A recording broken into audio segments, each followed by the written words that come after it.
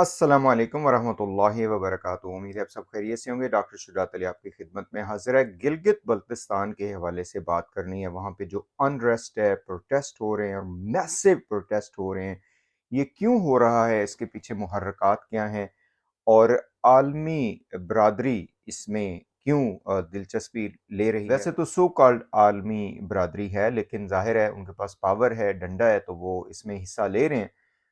तो पहले तो ये देखते चलें कि गिलगित बल्तिस्तान, स्कर्दू, इन सारी एरियाज़ की अहमियत क्या है, पाकिस्तान के लिए क्या अहमियत है। बहुत ही ज़्यादा स्ट्रेटेजिकल इम्पोर्टेंस है इन एरियाज़ की। नंबर वन, इस एरिया की जो एजुकेशन है वो सबसे ज़्यादा है, लिटरेसी रेट सबसे ज़्यादा है, जो लोग हैं वो बहुत ही मुहिब्बे वतन हैं और बहुत मेहनती लोग हैं और अपने मुल्क की कदर करते हैं। अगरचे उनके साथ दहाइयों से बहुत ज़्यादा डिस्क्रिमिनेशन हो रही है, उनको हकूक़ भी नहीं दिए जा रहे और वहाँ का जो इंफ्रास्ट्रक्चर है वो भी डाउन द ग्रेड था, अब बेहतरी आई है। नंबर टू, ये बॉर्डर जो है वो चाइना के साथ मिलता है और आप सबको पता है कि सी पैक जैसा इम्पोर्टेंट जो मंसूबा है वो यहीं से स्टार्ट होता है और चाइना ने इस एरिया के ऊपर बहुत ज़्यादा तवज्जो दी है और पूरी दुनिया की कोशिश यही है कि इस मंसूबे को सबोटाज करें। और नंबर थ्री, इंडिया ने इसके ऊपर अपना आंखें जमाई हुई हैं और उनके वज़ीर ख़ारजा ने कई मरतबा इजहार किया है कि ये जो गिलगित बल्तिस्तान है ये हमारा एरिया है, अखंड भारत का ये एरिया है और ये हम वापस लेंगे। हुआ यहाँ पे क्या कि पाकिस्तान में अनफॉर्चुनेटली पिछले दहाइयों से मज़हब का जो गलत इस्तेमाल है वो हो रहा है। अभी तक किसी को इस तरफ जो है ना वो तवज्जो देने की तौफीक इन कंक्रीट स्टेप्स नहीं हुई है।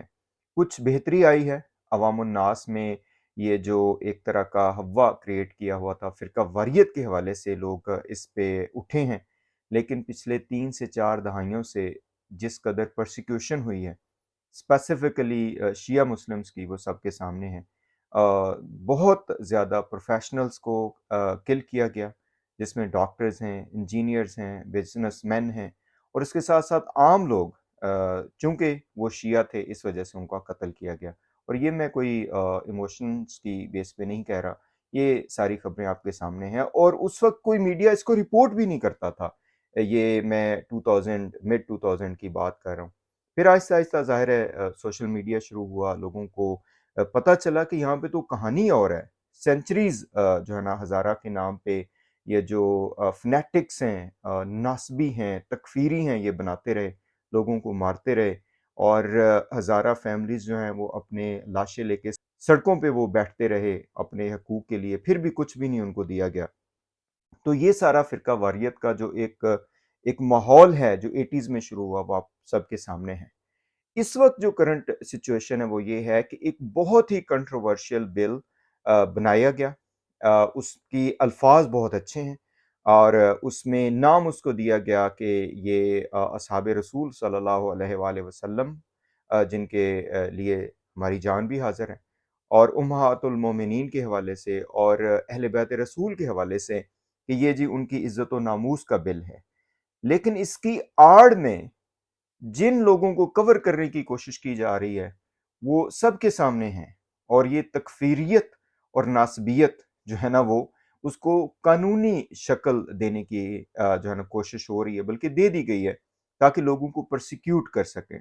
और इस पे ज़ाहिर है ये मसला जो है, जो ये बिल है, वही बात है ना कि कहने को तो बहुत बेहतर है, लेकिन इसके अंडर खाते में जो आपके इरादे हैं वही इमाम अली अलैहिस्सलाम का फरमान के कलमा हक है लेकिन इरादे बातिल हैं, वो सबके सामने है कि ये जो मसला है जो इमाम अली अलैहिस्सलाम के खिलाफत के साथ हुआ, करबला जिसकी वजह से हुई, वो सबके सामने है कि वो कौन लोग हैं जो इसका वो बने, मुहर्रिक बने, ठीक है?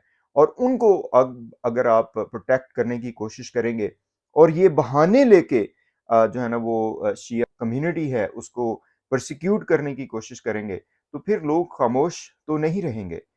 यही वजह अभी प्रोटेस्ट की बनी है कि ये एक कंट्रोवर्शियल बिल और नासबी और तकफ़ीरी कुव्वतों को जो है ना वो एक मज़ीद जो है ना उनका अफ़रियत मुल्क में اور ان کی درندگی کو بڑھانے کے لیے یہ اس کو منظور کیا گیا، اور اس کی آڑ میں وہاں پہ جو ایک بہت ہی ہر دل عزیز شخصیت ہیں آغا باقر الحسینی، ان کے اوپر مقدمہ درج کیا گیا، اور اس کے بعد پھر کہا گیا کہ ان کو گرفتار کریں۔ تو پہلے تو گلگت بلتستان کا جو ایریا ہے اس میں میجورٹی جو ہے بلیو 70% یا ہو سکتا ہے اس سے بھی زیادہ وہ شیعہ مسلم کمیونٹی ہے۔ مسلم سارے ہی ہمارے بردرز اینڈ سسٹرز ہیں، چاہے وہ کوئی بھی ہوں۔ وہ ہم تو کہتے ہیں کہ ہندو اور جو سکھ ہیں اور جو عیسائی ہیں، سارے لوگ جو ہیں جو پاکستانی ہیں وہ ان کا پورا حق ہے، لیکن یہاں پہ میجورٹی جو ہے وہ شیعہ مسلمز کی ہے۔ تو پہلے آغا باقر الحسینی کے اوپر یہ ایف آئی آر درج کی گئی کہ ان کو گرفتار کیا جائے۔ ایف آئی آر وہ درج ہو گئی، اور پھر اس کے بعد وہی لوگ جنہوں نے ایف آئی آر درج کروائی انہوں نے احتجاجات شروع کر دیے۔ ان احتجاجات کو دیکھتے ہوئے، چونکہ یہ ایک جھوٹ پہ مبنی ایف آئی آر ہے، سب کو پتہ ہے کہ یہ بہت سینسٹیو ایشوز ہیں، اور میں اپنی طرف سے یہ کہتا چلوں کہ ہمارے چینل کا یہ ترہ امتیاز رہا ہے کہ اس فرقہ واریت کے خلاف ہم نے بہت مضبوط آواز بلند کی ہے کہ اگر کوئی شیعہ ایسا اقدام کرتا ہے کہ جس سے فرقہ واریت کی بو آتی ہے، تو نہ تو وہ ہمارا دوست ہے، اور اگر کوئی سنی کرتا ہے فرقہ واریت پھیلانے کے لیے، چاہے کوئی بھی سینسٹیو ایشوز کے اوپر بات کرتا ہے، نہ وہ ہمارا دوست ہے، اور اگر کوئی تکفیری اور ناسبی کرتا ہے تو وہ تو پہلے ہی آپ کا دشمن ہے۔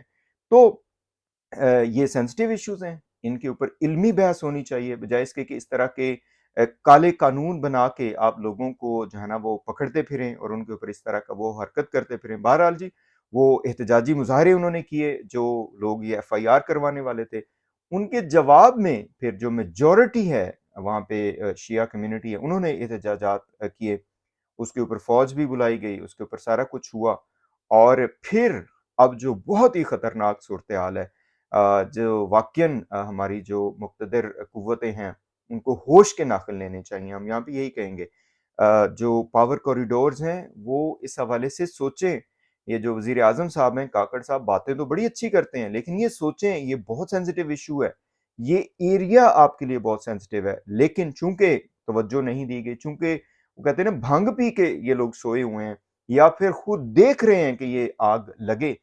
جتنی بھی ہماری اسٹیبلشمنٹ ہے اور یہ سارے پہلے بھی یہ لوگ کرتے رہے ہیں اس طرح سے کہ لوگوں کے جو ہے نا خون کی ندیاں بہتی رہی ہیں۔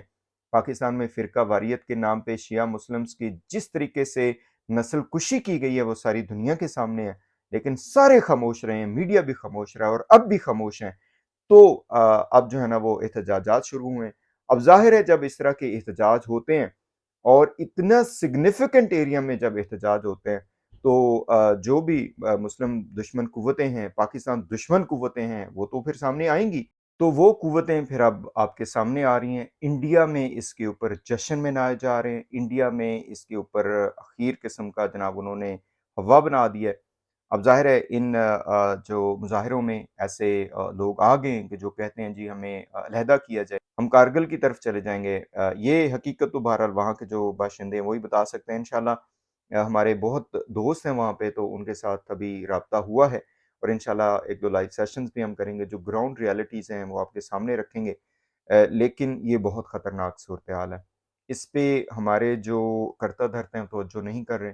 یہ جو بل ہے، کنٹروورشل بل ہے، اس کو میرا خیال ہے نہیں وہ ہونا چاہیے، منظور نہیں ہونا چاہیے، کیونکہ اس کے آڑ میں جس طرح سے باقی کمیونٹیز کو پرسیکیوٹ کیا جاتا ہے، کرسچین کمیونٹی کو کیا جاتا ہے، باقی کمیونٹیز کو کیا جاتا ہے، یہ شیعوں کو بھی اس طرح وہ کرنے کی ان کی کوشش ہے۔ لیکن یہ لوگ بھول رہے ہیں کہ جو شیعہ پاپولیشن ہے وہ کم از کم 5 سے 6 کروڑ ہے پاکستان میں۔ وہ پیچھے ہٹنے والے نہیں ہیں اپنے حقوق سے، اور یہ حقوق ہے ان کے کہ دشمنان اہل بیت کو جو لبادہ آپ اڑوانے کی کوشش کر رہے ہیں، وہ آپ کی کس قدر نفیریس اور تکفیریت کی طرف آپ کی کوشش ہے۔ یہ کوشش نہ تو پہلے کامیاب ہوئی تھی، نہ اب ہوگی۔ کربلا ایسے تو نہیں ہوئی، اگر یہ ختم ہونے ہوتے اس طرح جو شیعہ عقائد ہیں، یہ سب کچھ ہے، تو وہ بہت پہلے ختم ہو چکے ہوتے ہیں۔ بہرحال پاکستان کے حوالے سے یہ بہت سیریس ایشو ہے، اس کو سیریس لینا چاہیے۔ اگر ہماری اسٹیبلشمنٹ ابھی ہوش کے ناخن نہیں لے گی اور یہ فرقہ واریت اسی طرح بڑھتی رہے گی، تو پھر بہت زیادہ نقصان ہونے کا خدشہ ہے۔ السلام علیکم ورحمۃ اللہ وبرکاتہ۔